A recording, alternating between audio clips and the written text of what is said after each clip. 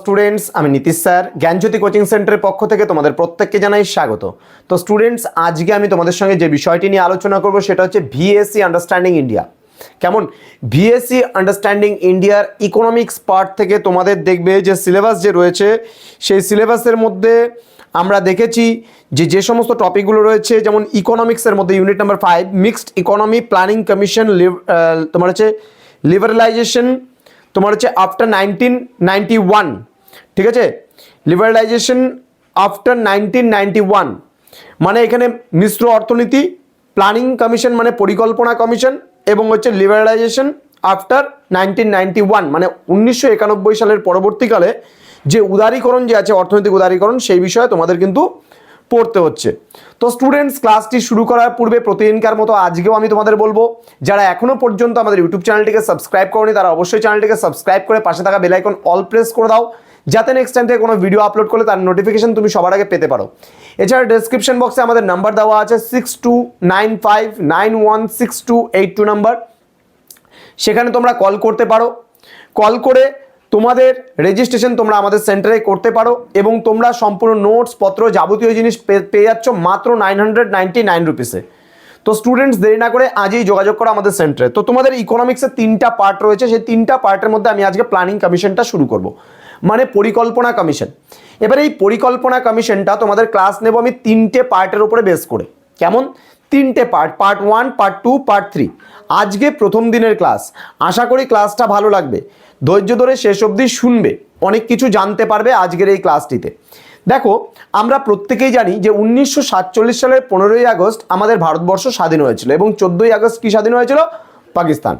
তো একদিন আগে পরে ইন্ডিয়া এবং পাকিস্তান দুটো স্বাধীন হয়েছিল।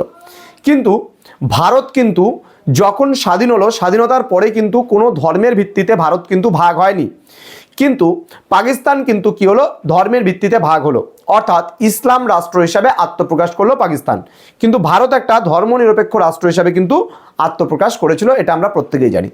তাহলে এইবার যেহেতু পাকিস্তানকে মুসলমান বা ইসলাম স্টেট হিসেবে ঘোষণা করলো, তাহলে যারা নন মুসলিমস আছে, মানে মুসলমান যারা ছিল না সেই সময় পাকিস্তানে, তারা কিন্তু ভারতবর্ষে প্রচুর সংখ্যক শরণার্থীরা ভারতবর্ষে চলে এসছিল।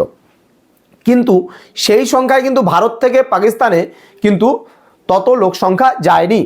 সাপোজ আমি একটা উদাহরণ হিসাবে তোমাদের বলতে পারি, সাপোজ মনে করো পাকিস্তান থেকে যদি 100 জন মানুষ ভারতবর্ষে চলে আসে, তাহলে ভারতবর্ষ থেকে মাত্র 10 জন মানুষ গিয়েছিল পাকিস্তানে। তাহলে ভারতের সামনে একটা বিশাল বড় সমস্যা ছিল স্বাধীনতার পরবর্তীকালে। তাহলে এই সমস্যার সমাধান করার জন্য কিন্তু পরিকল্পনা কমিশন বসেছিল। কত সালে? যদি আমি বলি 1950 সালের 15ই মার্চ, সালটা লিখে নিতে পারো, পরীক্ষায় এমসিকিউ আসবে তোমাদের, আমি ডিটেলসে পড়িয়ে দিচ্ছি বিষয়টা। 1950 সালের 15ই মার্চ পরিকল্পনা কমিশন বা জাতীয় পরিকল্পনা কমিশন বা প্ল্যানিং কমিশন তোমরা বলতে পারো, যেটা কিন্তু কি হয়েছিল? গঠিত হয়েছিল। এবং যখন এই জাতীয় পরিকল্পনা কমিশন গঠিত হয়েছিল, তখন যদি বলে ভারতের প্রধানমন্ত্রী কে ছিল, তাহলে ভারতের প্রথম প্রধানমন্ত্রী ছিল জওহরলাল নেহরু, ঠিক আছে? তিনি কিন্তু ভারতের প্রথম প্রধানমন্ত্রী ছিলেন এবং তিনি কিন্তু এই পরিকল্পনা কমিশনের সময় কিন্তু প্রধানমন্ত্রী পদে অধিষ্ঠিত ছিলেন। এইবার আমরা দেখব এই যে পরিকল্পনা কমিশন করা হলো, অর্থাৎ 5 বছর অন্তর অন্তর ভারতবর্ষে নতুন নতুন প্ল্যান করা হবে। যেমন 1951 সাল থেকে এই প্ল্যানগুলো শুরু হবে, 1951 থেকে 1956 খ্রিস্টাব্দ পর্যন্ত এই যে সময়কালে, এই কাল পর্বে প্রথম 5 বছরের জন্য যে প্রথম পঞ্চবার্ষিকী পরিকল্পনা করা হয়েছিল, এই পঞ্চবার্ষিকী পরিকল্পনাতে কি হয়েছিল? কৃষিকাজের উপরে জোর দেওয়া হয়েছিল। আমি ডিটেলস নিয়ে আসছি খুব তাড়াতাড়ি তোমাদের সামনে, আমি বলছি, কিন্তু ব্যাকগ্রাউন্ডটা একটু বলে নেই, তারপরে আমি তোমাদের কিন্তু ডিটেলসটা আমি পড়াবো। তাহলে এইবার টোটাল আজ অবধি আমাদের টোটাল 12টা পঞ্চবার্ষিকী পরিকল্পনা কিন্তু হয়েছিল। প্রথম, দ্বিতীয়, তৃতীয়, চতুর্থ করতে করতে কিন্তু 12টা পঞ্চবার্ষিকী পরিকল্পনা করা হয়েছিল আমাদের ভারতবর্ষে। কিন্তু এই 12টা পঞ্চবার্ষিকী পরিকল্পনার মধ্যে যদি বলা হয় তোমাদের সর্বশেষ পঞ্চবার্ষিকী পরিকল্পনা কত নাম্বার ছিল, তাহলে 12 নাম্বার, অর্থাৎ আমাদের ভারতবর্ষে 12 নাম্বার অবধি হয়েছিল। এইবার 2015 সালে কি করলো বিজেপি সরকার বা এনডিএ গভর্নমেন্ট? 2015 সালে বিজেপি সরকার বা এনডিএ গভর্নমেন্ট কি করলো? এই পঞ্চবার্ষিকী পরিকল্পনার স্থগিত ঘোষণা করলো। স্থগিত মানে কি? স্টপ করে দিল। এবার বন্ধ করে দেওয়ার পরে এই পঞ্চবার্ষিকী পরিকল্পনা মডিফাই করে নিয়ে এসেছিল নীতি আয়োগ, যে নীতি আয়োগ কিন্তু এখন বর্তমানে চলছে। তাহলে পঞ্চবার্ষিকী পরিকল্পনা স্টপ হয়ে গেছে। দেখো কোনো একটা প্ল্যান ছাড়া তো কোনো একটা দেশ চলতে পারে না, তাহলে পরিকল্পনার প্রয়োজন আছে। তাহলে আগে তো 5 বছর অন্তর অন্তর পরিকল্পনাগুলো ছিল, এর মধ্যে অনেক কিছু হয়তো সিস্টেমেটিকভাবে অনেক কিছু ছিল। আমি যাদের WBCS এর ব্যাচ পড়াই তাদেরকে অনেক ডিটেলসে পড়াই এই জিনিসগুলো, কিন্তু তোমাদের যেহেতু প্রয়োজন পড়বে না এত কিছু, তোমাদের শুধুমাত্র স্বচ্ছ জ্ঞানটা তোমাদের রাখতে হবে যে প্ল্যানিং কমিশন পঞ্চবার্ষিকী পরিকল্পনা সম্পর্কে বিশেষ বিশেষ কিছু জ্ঞান বা বিশেষ বিশেষ কিছু কনসেপ্ট তোমাদের ক্লিয়ার করতে হবে, আর কিচ্ছু তোমাদের দরকার নেই। আমি যেই বিষয়গুলো বলবো তুমি খাতাটা নিয়ে বসো আমার সামনে এবং নোট ডাউন করে নাও, দেখো আমি বলছি তোমাদের কিন্তু পুরো কনসেপ্টটা ক্লিয়ার হয়ে যাবে, এতটুকু আমি বলতে পারি। ক্লিয়ার? তো প্রথম পঞ্চবার্ষিকী পরিকল্পনার সময়কাল তোমরা লিখে নিতে পারো, 1951 থেকে শুরু করে 1956 খ্রিস্টাব্দ পর্যন্ত ছিল প্রথম পঞ্চবার্ষিকী পরিকল্পনা। এটা আমি বলে দিলাম, ভালো করে ধ্যান রাখবে। এবার প্রত্যেকটা পঞ্চবার্ষিকী পরিকল্পনা মোটামুটি বেশ কিছু পঞ্চবার্ষিকী পরিকল্পনার কথা যদি আমরা বলি, কিছু মডেল অনুসরণ করেছিল। যেমন প্রথম পঞ্চবার্ষিকী পরিকল্পনা হ্যারল্ড ডোমার মডেল থেকে কিন্তু নেওয়া হয়েছিল প্রথম পঞ্চবার্ষিকী পরিকল্পনার ধারণা। এবং এই পঞ্চবার্ষিকী পরিকল্পনার যে ব্যাপারটা আছে, এটা যদি বলে কোন দেশ থেকে নেওয়া হয়েছে, আমাদের দেশ কোন দেশ থেকে অ্যাডপ্ট করেছে, তাহলে বলতে হবে USSR। USSR বা USSR, ওটাকে আমরা সোভিয়েত ইউনিয়ন বলতে পারি বা সোভিয়েত রাশিয়া বা সংক্ষেপে রাশিয়াও আমরা বলতে পারি। তাহলে কোন দেশ থেকে নেওয়া হয়েছিল? তোমার হচ্ছে সোভিয়েত রাশিয়া থেকে নেওয়া হয়েছিল। যদি বলে এই ধারণাটি বা পঞ্চবার্ষিকী মানে পরিকল্পনার ধারণাটি কার মস্তিষ্ক প্রসূত, তাহলে বলতে হবে জোসেফ স্ট্যালিন। ঠিক আছে, স্ট্যালিনের মস্তিষ্ক প্রসূত কিন্তু এই 5 ইয়ার প্ল্যানটা। তো ডিটেলসে বোঝা গেল আশা করি।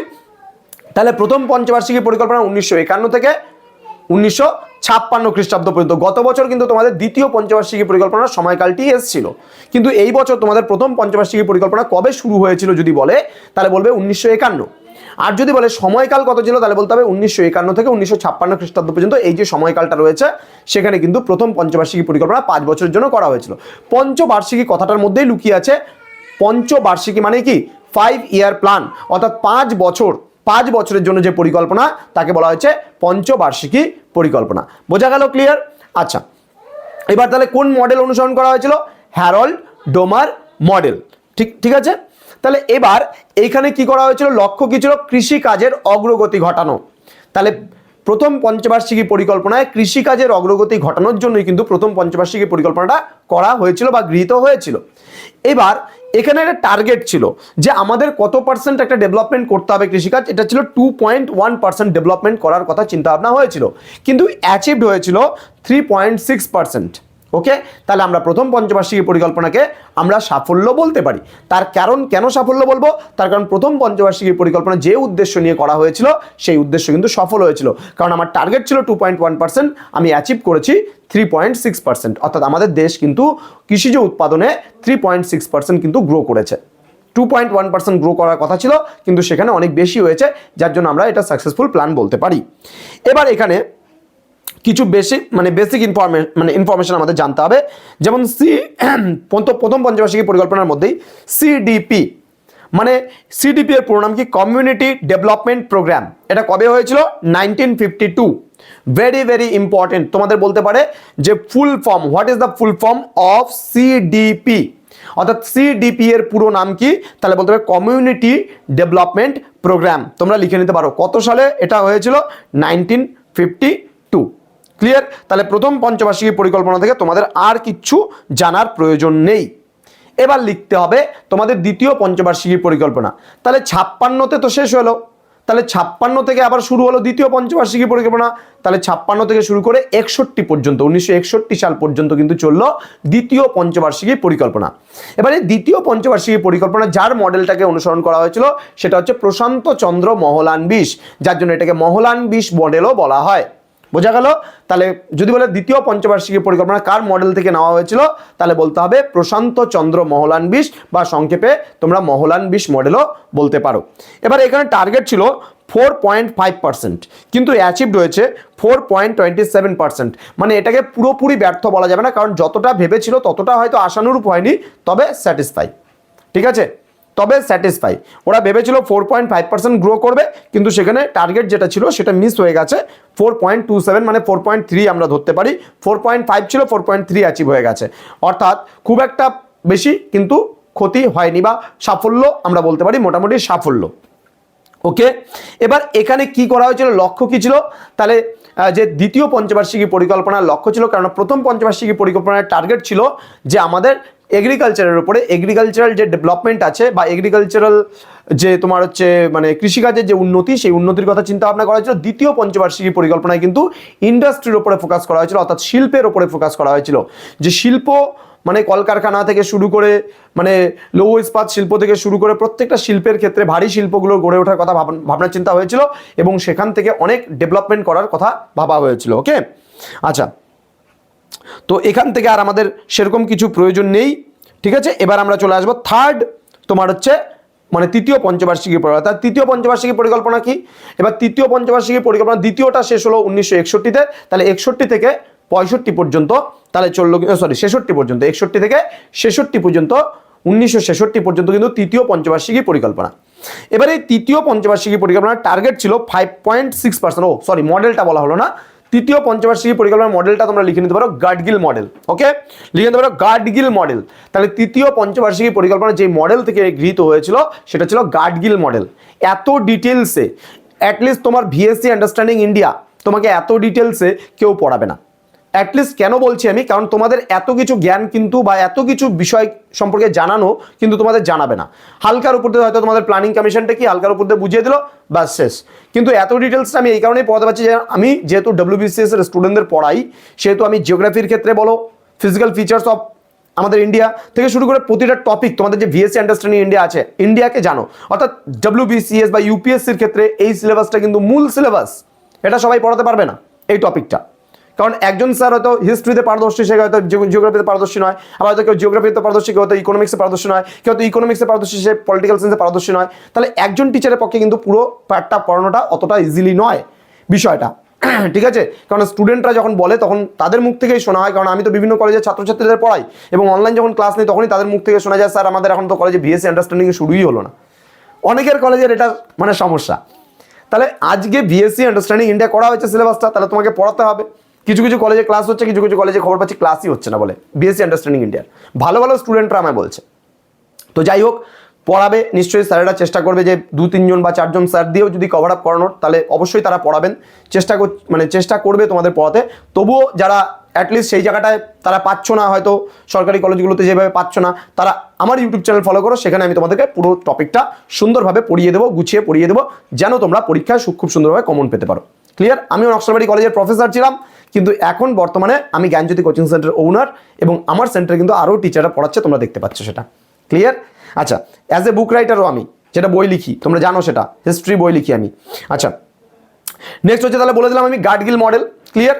এবং এটাই কিন্তু কি ছিল, এটা একটা টার্গেট ছিল যে চলো দ্বিতীয় পঞ্চবার্ষিকী পরিকল্পনা আমরা যেটা ভেবেছিলাম সেটা হলো না, তবে মোটামুটি এটাকে ব্যর্থ বলা যাবে না, কিন্তু তৃতীয় পঞ্চবার্ষিকী পরিকল্পনা 5.6% কিন্তু টার্গেটটা রেখেছিল। কিন্তু এখানে কিন্তু মানে আমরা বলতে পারি এই পঞ্চবার্ষিকী পরিকল্পনা পুরো মুখ থুবড়ে পড়ে গেছে। কেন মুখ থুবড়ে পড়ে গেছে? তার কারণ এখানে ভারতের সঙ্গে যেমন চীনের যুদ্ধ হয়েছে, আবার ভারতের সঙ্গে যুদ্ধ হয়েছে তোমার পাকিস্তানের, আবার এই তৃতীয় পঞ্চবার্ষিকী পরিকল্পনা চলাকালীন সময় কিন্তু আমাদের ভারতবর্ষে খরা হয়েছিল, জমি ফেটে একদম শুকিয়ে যাচ্ছিল, দুর্ভিক্ষ টাইপের হয়ে গেছিল। তো তাহলে আমরা বলতে পারি এখানে ভারতের সঙ্গে চীনের যুদ্ধ হয়েছিল 1962 সালে, অর্থাৎ 1961-তে থার্ড প্ল্যানটা শুরু হলো, 1 বছরও হয়নি, পরের বছরই 1962-তে গিয়ে ভারতের সঙ্গে চীনের যুদ্ধ লাগলো। বেশ ভালো কথা, যুদ্ধ লাগলো, তাহলে আরও তো 3 বছর বেঁচে থাকবে বা আরও সময় বেঁচে থাকবে। কিন্তু ভারত থেকে আবার যুদ্ধে জড়িত হয়েছিল পাকিস্তানের সাথে 1965 সালে। এবার এই 1965 সালে আবার ভারতবর্ষে খরাও হয়েছিল। তাহলে ভাবো এতগুলো সমস্যা ভারতকে জর্জরিত করে ধরেছে, একদম পুরো চারদিক থেকে ঘিরে ধরেছে, ভারতের এই পঞ্চবার্ষিকী পরিকল্পনা একদম মুখ থুবড়ে পড়েছে। এটা টার্গেট কি ছিল? এটা টার্গেট ছিল যে কৃষির সাথে সাথে আমরা ইন্ডাস্ট্রিকেও ডেভেলপমেন্ট করবো। প্রথমটাই ছিল কৃষি, দ্বিতীয়টাই ছিল শিল্প, তৃতীয়টাই হবে কৃষি আর শিল্প, দুটাকেই ডেভেলপমেন্ট করার কথা কিন্তু ভাবা হয়েছিল।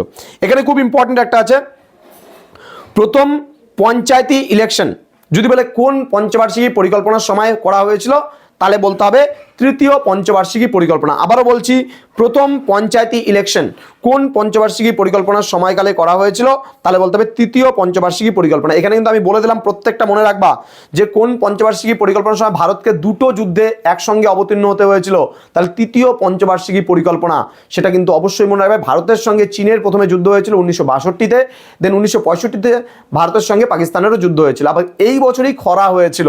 তাহলে এতগুলো সমস্যা ভারতের সামনে ছিল, যার জন্য কিন্তু এই আমরা বলতে পারি যে এই পরিকল্পনাটা পুরোপুরি ব্যর্থ। এবং 1965 সালে কিন্তু সবুজ বিপ্লব হয়েছিল। এটা খুব ইম্পর্টেন্ট, মনে রাখবা। যদি বলে কোন পঞ্চবার্ষিকী পরিকল্পনার সময় তোমার হচ্ছে ওই তোমার যদি বলে কোন পঞ্চবার্ষিকী পরিকল্পনার সময় সবুজ বিপ্লব সংঘটিত হয়েছিল, তাহলে তৃতীয় অবশ্যই বলতে পারো, কোনো অসুবিধা নেই। 65-66 সাল, হ্যাঁ 1965 এটা ছোট্ট বিন্দু 66 সাল এর মধ্যেই কিন্তু সবুজ বিপ্লব হয়েছিল। এবং সবুজ বিপ্লব যদি বলা হয় কোন ফসল উৎপাদনকে কেন্দ্র করে হয়েছিল, তাহলে নো ডাউট কি গম হবে। গম চাষকে কেন্দ্র করে কিন্তু সবুজ বিপ্লব সংঘটিত হয়েছিল। বাস, থার্ডে আমাদের আর কিচ্ছু পড়ার কিন্তু প্রয়োজন নেই। এবার আমরা থার্ডে দেখলাম যে ভারতকে তো পরপর দুটো যুদ্ধে অবতীর্ণ হতে হয়েছিল, তো যার কারণে কিন্তু 1966 সাল পর্যন্ত তৃতীয় পঞ্চবার্ষিকী পরিকল্পনার সময়কাল কিন্তু 1966 সাল থেকে শুরু করে 1966, 67, 68, 1969, এবার এই যে 4 বছর ছিল, 4 বছর বেসিক্যালি, এই 4 বছর কিন্তু কোনো প্ল্যান করা হয়নি, অর্থাৎ তৃতীয় মানে চতুর্থ যে পঞ্চবার্ষিকী পরিকল্পনা সেটা কিন্তু আসেনি। কেন আসেনি? তার কারণ ভারতের সামনে তো এখন বিশাল সমস্যা, যুদ্ধে ক্ষয়ক্ষতি হয়ে গেছে ভারতের প্রচুর পরিমাণে, এবং কি করবে না করবে ভারত দিশেহারা হয়ে গেছে, কিছু করতে পারছে না। এখন ভারতকে আবার আত্মনির্ভর হওয়ার জন্য একটু সময়ের প্রয়োজন আছে, যার জন্য একটা বিরতি নেওয়া হয়েছিল, যেটাকে বলা হয়েছে অ্যানুয়াল প্ল্যান, যার সময়কাল 1966 থেকে শুরু করে 1969 সাল। ক্লিয়ার? এবার এই যে সময়টা, এই সময়টাকে আমরা ছুটি বলতে পারি, যে প্ল্যানিং কমিশনের একটা বিরতি, পঞ্চবার্ষিকী পরিকল্পনার একটা বিরতি, যার জন্য এই প্ল্যানটাকে মানে এই যে অ্যানুয়াল প্ল্যান, এই অ্যানুয়াল প্ল্যানটাকে কিন্তু প্ল্যান হলিডেও বলা হয়েছে। আবারও বলছি, অ্যানুয়াল প্ল্যানটাকে কিন্তু প্ল্যান হলিডেও বলা হয়েছে। বিশেষ করে এই সময়টাতেই গ্রিন রেভলিউশনের চিন্তাভাবনাগুলো বিশেষ করে হয়েছে, এবং প্রচুর পরিমাণে যে গম, সেই গমের উৎপাদন কিন্তু অভাবনীয় বেড়েছে। বোঝা গেল? এইবার তার পরের বছর অর্থাৎ প্ল্যান হলিডে কেটে গেল কত? 1969-এ। 1969 সাল থেকে 1974 সাল পর্যন্ত কিন্তু মানে 5 বছর আবার প্ল্যান শুরু হয়ে গেল, যেটা গেল চতুর্থ 5 ইয়ার প্ল্যান। ক্লিয়ার? এটাই তোমাদের লাস্ট পড়াবো, চতুর্থ পঞ্চবার্ষিকী পরিকল্পনা। এর পরের দিন আমি আরও 4টা পঞ্চবার্ষিকী পরিকল্পনা পড়াবো, তারপরের দিন আরও 4টা পঞ্চবার্ষিকী পরিকল্পনা পড়াবো, অর্থাৎ এক এক দিন তোমাদের 4টে করে আমি পড়াবো। আজকে 4টা পঞ্চবার্ষিকী পরিকল্পনা পড়ালাম, পরের দিন ক্লাসে আরও 4টা পঞ্চবার্ষিকী পরিকল্পনা পড়াবো, এবং তারপরের দিন আরও 4টা পড়াবো। তাহলে 12টা পঞ্চবার্ষিকী পরিকল্পনা আমাদের 3 দিন ক্লাসে কিন্তু পুরো কমপ্লিট হয়ে যাবে। তাহলে ইকোনমিক্সে ভয়ের কোনো ব্যাপার নেই যে স্যার এত কিছু দিচ্ছে আমরা কি করে পড়বো। ক্লাসগুলো যদি মন দিয়ে একদম শোনো, খুব ভালো করে দেখো বাড়িতে বসে, আমার মনে হয় না তোমাকে আর কোনো কিছু পড়ার প্রয়োজন আছে, অ্যাটলিস্ট এগুলোর থেকেই হয়ে যাবে। ক্লিয়ার? ওকে, এবার ফোর্থ মানে যে পঞ্চবার্ষিকী পরিকল্পনার সময়কালটা লিখে নিতে পারো, 1969 to 74। তাহলে প্রথম থেকে আমরা যদি রিমাইন্ড করি, প্রথম পঞ্চবার্ষিকী পরিকল্পনা কবে? 1951 থেকে 56। দ্বিতীয় কত? 56 থেকে 61। তৃতীয় কত? 61 থেকে 66। 66 সাল থেকে মানে 66 অবধি আর কি পর্যন্ত। এবার 66 থেকে 3 বছরের বিরতি, প্ল্যান হলিডে বা অ্যানুয়াল প্ল্যান 1966 থেকে 1969 পর্যন্ত। এবার চতুর্থ 1969 থেকে 1974 পর্যন্ত। দেখো একদম স্ট্রাকচারগুলো পরপর কত সুন্দরভাবে মনে থাকবে। ওই মাঝখান থেকে একজন টিচার বললো এই একটা এমসিকিউ লিখো কয়টা, আজকে আমি কয়টা এমসিকিউ তোমাদের লেখাবো, ওইভাবে পড়লে জীবনে কোনোদিনও মানে মানে খাতা ভর্তি হয়ে যাবে, মাথা কোনোদিনও ভর্তি হবে না। মাথাটাকে ভর্তি করতে হবে, তো মাথার মধ্যে কিছু পদার্থ রাখতে হবে, তো খালি অপদার্থ হলে তো চলবে না। তো ওই এমসিকিউ খালি গেলাম টুকলাম বসে বসে লিখে নিয়ে চলে আসলাম, তাহলে কিন্তু হবে না। ম্যাক্সিমাম স্টুডেন্ট বলছে স্যার এমসিকিউ, স্যার এমসিকিউ না, এমসিকিউটাকে পড়ে আনো, আগে বিষয়বস্তুটাকে বোঝো। বিষয়বস্তুটাকে বুঝলে এমসিকিউ এমনি তুমি পারবে আনসার করতে। তাহলে ফোর্থ পঞ্চবার্ষিকী পরিকল্পনাটা বোঝা গেল নিশ্চয়ই, আশা করি। এবার এখানে টার্গেট কত ছিল? 5.6% এবং অ্যাচিভড হয়েছে 3.3%। তার কারণ এটাও আমাদের ব্যর্থ, কারণ আবার ভারতের সঙ্গে পাকিস্তানের যুদ্ধ হয়েছিল 1971 সালে। দেখো এই পঞ্চবার্ষিকী পরিকল্পনা শেষ হবে 1974-এ, আবার 71-এ আবার মানে ভারতের সঙ্গে পাকিস্তানের আবার যুদ্ধ। তাহলে এটাও হলো না ঠিকঠাকভাবে। এবার এই পঞ্চবার্ষিকী পরিকল্পনা চলাকালীন সময় একটা খুবই গুরুত্বপূর্ণ প্রশ্ন, যদি বলে 14টি ব্যাংকের জাতীয়করণ কোন পঞ্চবার্ষিকী পরিকল্পনা চলাকালীন হয়েছিল, তাহলে চতুর্থ পঞ্চবার্ষিকী পরিকল্পনা। স্মাইলিং বুদ্ধা নিউক্লিয়ার টেস্ট করা হয়েছিল, লিখে রাখো, স্মাইলিং বুদ্ধা নিউক্লিয়ার টেস্ট করা হয়েছিল কোন পঞ্চবার্ষিকী পরিকল্পনা চলাকালীন, তাহলে চতুর্থ। তাহলে 14টি মেজর ব্যাংকের জাতীয়করণ করা হয়েছিল মানে কোন পঞ্চবার্ষিকী পরিকল্পনা চলাকালীন সময়, তাহলে বলতে হবে চতুর্থ পঞ্চবার্ষিকী পরিকল্পনা চলাকালীন সময়। বাস এই যে কটা বিষয় জানলে পারে তোমাদের কিন্তু আর নতুন করে এই মানে পঞ্চবার্ষিকী পরিকল্পনাগুলোর থেকে আর কিন্তু কিছু সেভাবে পড়তে হবে না। তো প্ল্যানিং কমিশনের সেকেন্ড পার্ট আমি খুব তাড়াতাড়ি তোমাদের সামনে নিয়ে আসবো, খুব তাড়াতাড়ি, অর্থাৎ কালকে বা না হয় পরশু, আমি কিন্তু আগামী কাল পরশুর মধ্যে তোমাদের নিয়ে আসবো। মানে পরশু দিন তো হবে না, যদিও আমাদের কালকে last class,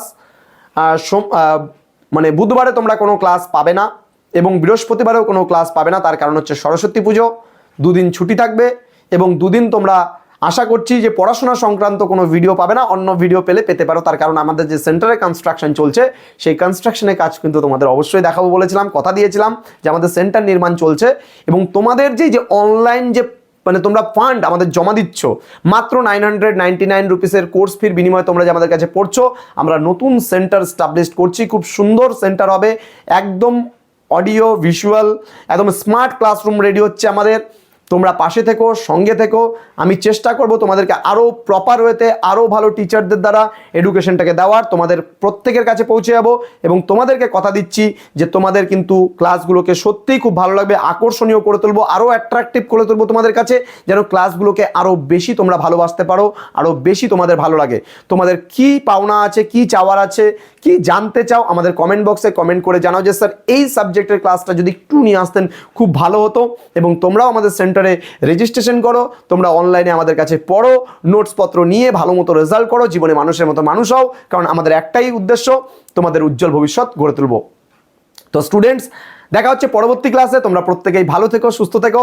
thank you so much, thanks for watching, after all thank you.